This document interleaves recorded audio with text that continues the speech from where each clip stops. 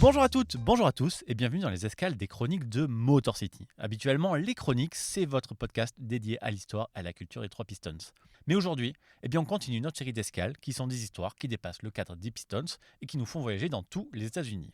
Aujourd'hui, je vous propose une escale à Forest City, à Cleveland, dans l'Ohio, pour parler des Cavaliers et plus principalement de Ted Stepien, propriétaire de la franchise de 1980 à 1983.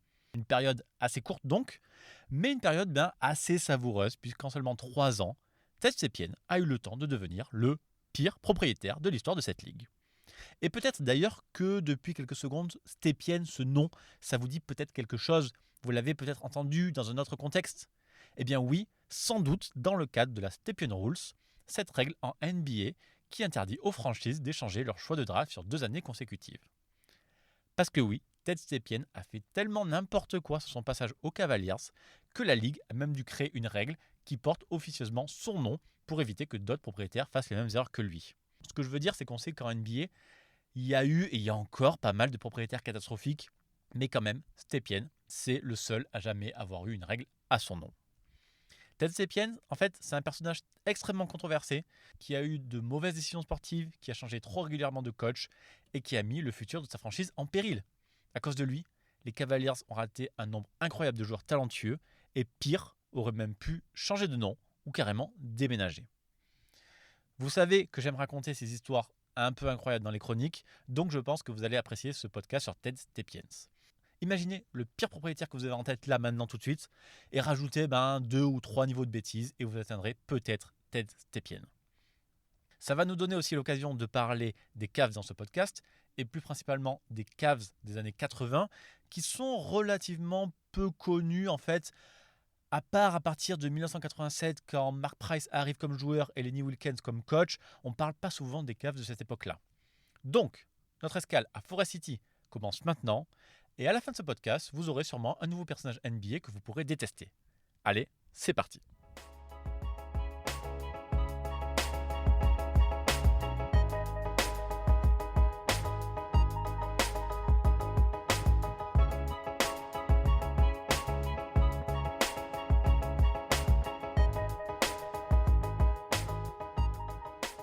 Et avant de commencer notre chronique, je vous rappelle que cette saison, les chroniques de Motor City sont affiliées au NBA League Pass.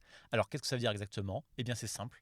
Dans la description de ce podcast, il y a un lien menant vers l'inscription au NBA League Pass. Ce lien, c'est le nôtre, celui des chroniques de Motor City. Donc si vous comptez vous abonner au NBA League Pass pour la saison, faites-le avec ce lien. On récupère une petite partie de la somme, comme toute affiliation, mais surtout, on montre à la NBA que la communauté est assez forte pour avoir peut-être un peu plus de poids pour la suite. Allez, on commence notre histoire à la toute fin des années 70. Les Cavaliers existent depuis presque 10 ans et globalement, c'est une équipe très moyenne. Bill Finch, futur champion avec les Celtics, commence là sa carrière de coach dans cette équipe, dès sa création d'ailleurs, et passe 9 saisons à Cleveland. Au milieu, il y a un titre de coach de l'année en 1976, l'année où les Cavs arrivent en finale de conférence, mais malheureusement, c'est à peu près tout. La franchise n'intéresse pas. Les résultats sont négatifs et l'équipe change régulièrement de main. Puis, en 1979, Ted Stepien, propriétaire minoritaire de l'équipe de MLB de Cleveland, se présente pour acheter les Cavs. Stepien a fait fortune dans la pub et veut maintenant se lancer dans le basket. Il a commencé par le softball, sport en vogue dans les années 70, pour lequel il a créé la North American Softball League, dans laquelle il détenait 6 des 8 équipes. Et pour faire parler de cette ligue, il avait notamment imaginé un événement publicitaire au cours duquel il a lui-même lâché des balles de softball du 52e étage de la Terminal Tower de Cleveland, des balles censées être rattrapées plus bas par ses receveurs. Sauf que ces balles lancées du 52e étage ont dépassé les 200 km/h en tombant et ont endommagé des voitures et même blessé des curieux qui assistaient à l'événement. Bref, voilà, nous on revient à notre NBA. Et après plusieurs mois de tractation, Ted Stepien rachète 37% des Cleveland Cavaliers pour $2 millions en 1980. Puis il continue à acheter de plus en plus d'actions jusqu'à ce qu'il possède 82% de la franchise. Et immédiatement, Ted Stepien se montre être un propriétaire qu'on peut qualifier d'excentrique si on veut être gentil, voire de carrément vulgaire en réalité. Quand un journaliste du Akron Beacon Journal lui demande un rendez-vous pour écrire un article, Ted Stepien lui propose de venir chez lui pour profiter de la piscine et pour regarder des films porno.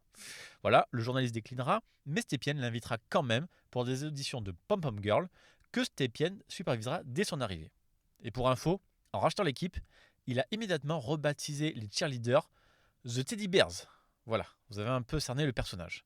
En fait, au fil du temps, on découvrira un homme sexiste qui, par exemple, quand il présentait sa propre fille Nancy aux autres hommes, leur demandait s'ils ne trouvaient pas qu'elle avait de beaux seins.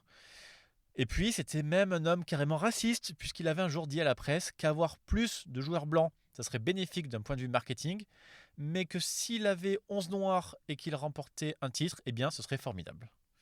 Voilà, on va assez vite revenir au basket, mais je pense que c'était utile de présenter le bonhomme avant toute chose. Comme ça, on sait un peu où on met les pieds.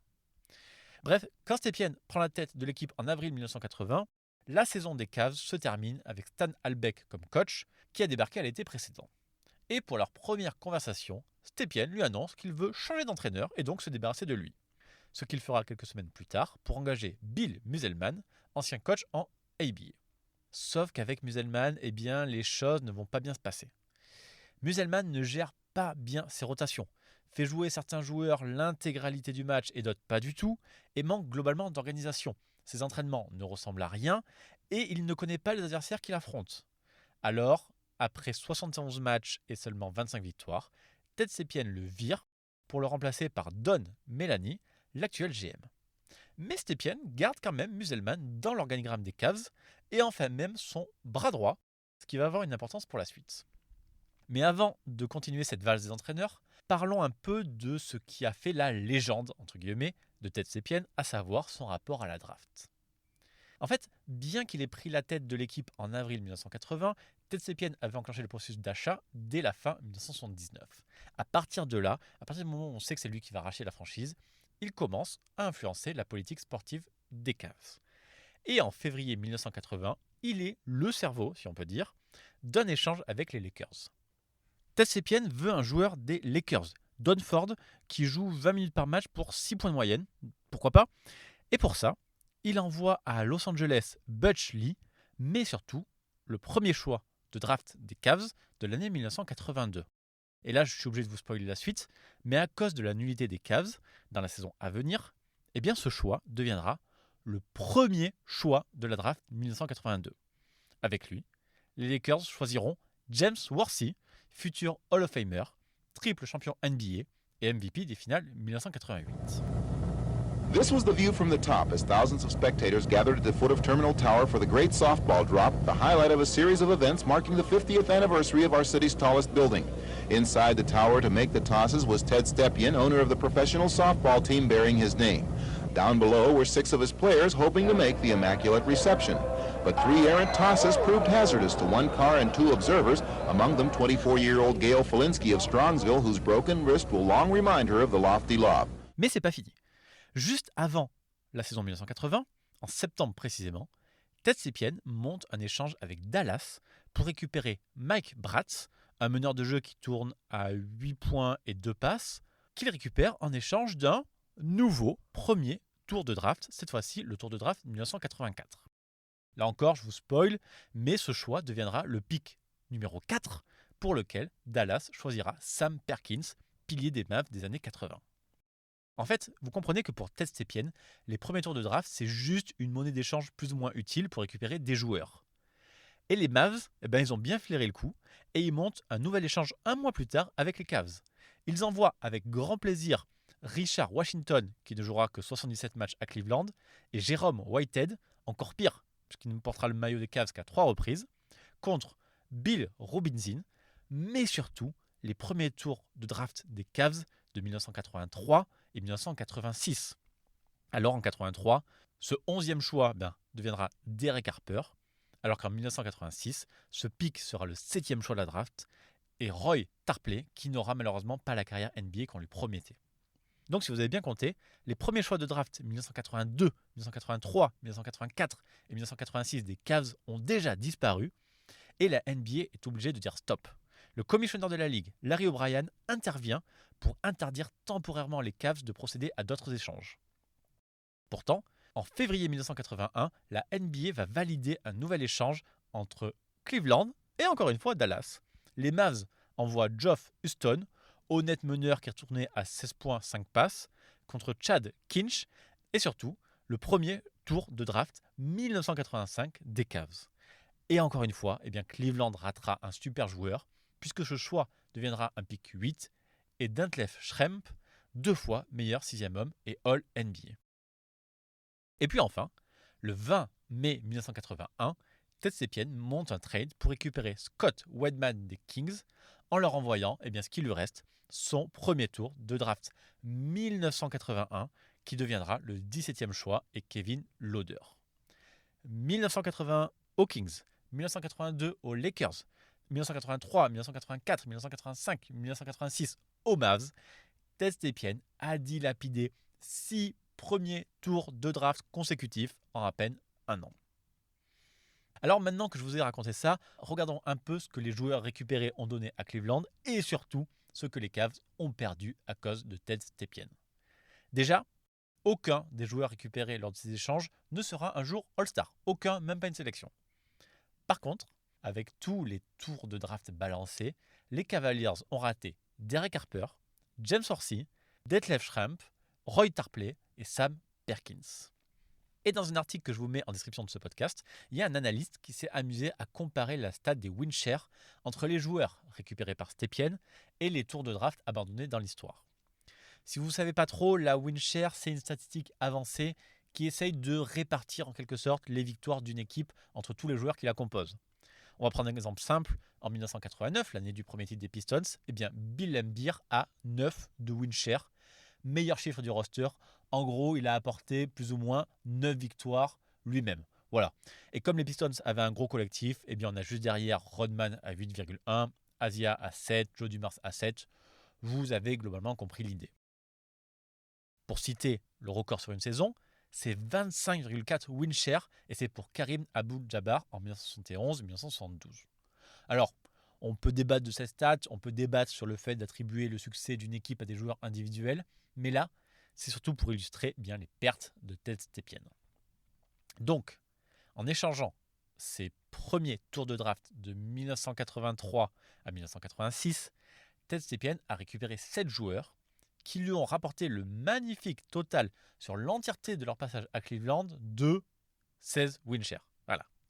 Et sur la même période, les joueurs cités plus haut, les Derek Harper, James Horsey, etc., ont rapporté à leurs franchises respectives 425 win shares. Et comme vous êtes très bon en maths, vous avez compris que les moves de Ted Stepien lui ont fait perdre moins 909 win shares. Et pour qu'on arrive à bien se figurer ce que ça représente, l'auteur de l'article a joué au même jeu des comparaisons avec ce qui est considéré comme les 3 plus mauvaises décisions de l'histoire de la draft NBA, à savoir Portland qui prend Sam Bowie au lieu de Jordan en 1984, les Clippers qui prennent Michael Olowokandi au lieu de Vince Carter en 1998, et enfin nos Pistons qui choisissent Darko Milicic plutôt que Carmelo Anthony en 2003. Là encore, on peut débattre de ces choix, mais ça sert juste à illustrer nos propos. En ratant Jordan, les Blazers ont fait un différentiel de moins 187 win share.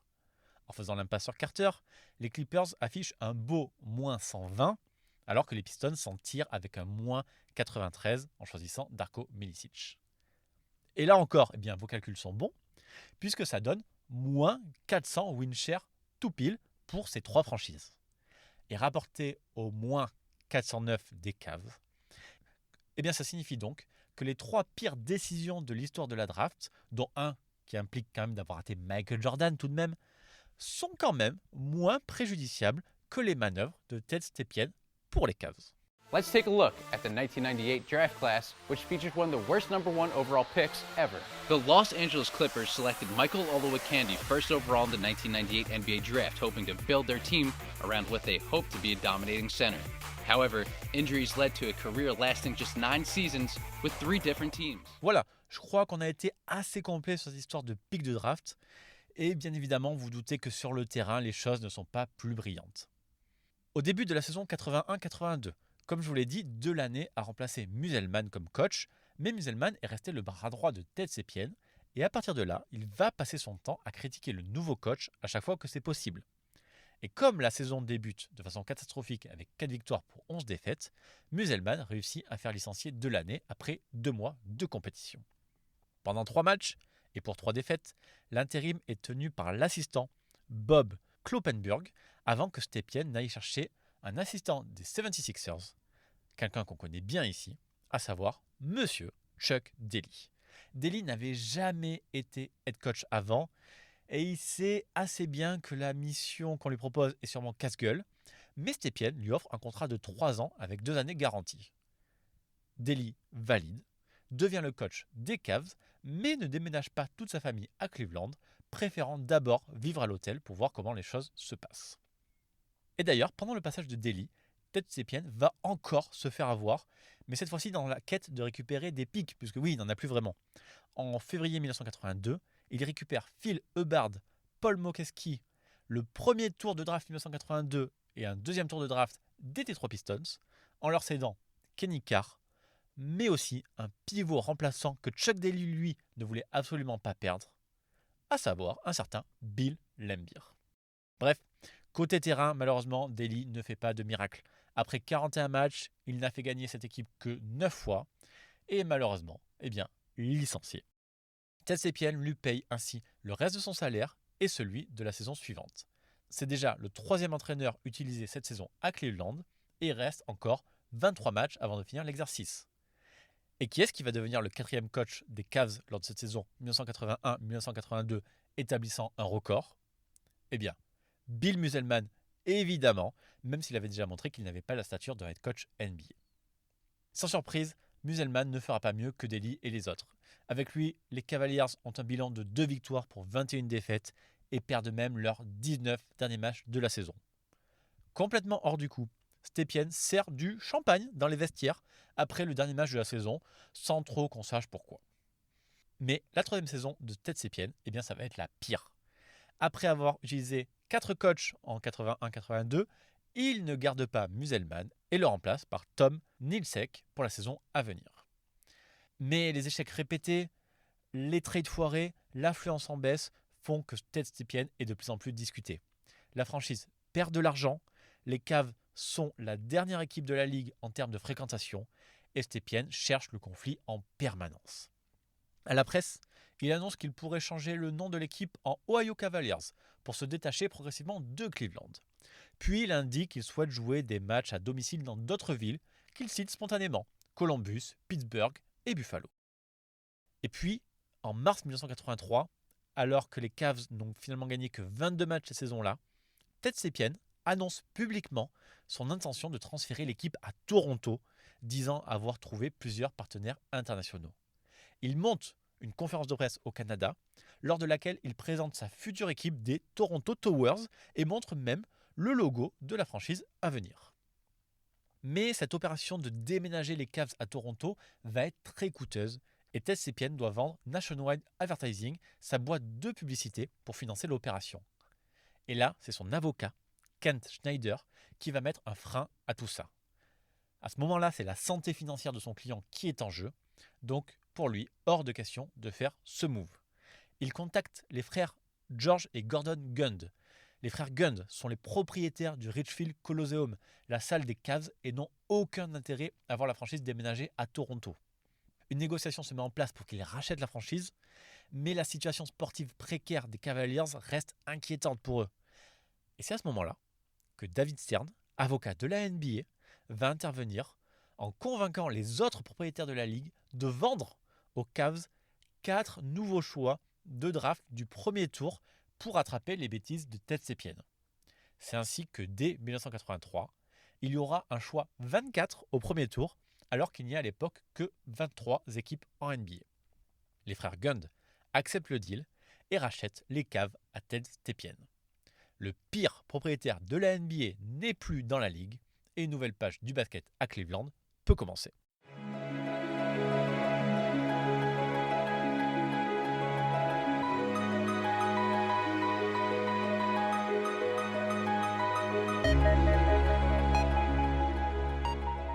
Cette même année 83, la NBA crée une nouvelle règle, appelée officieusement Stepien Rules, qui interdit aux franchises NBA de ne pas avoir de premier tour de draft 2 années consécutives.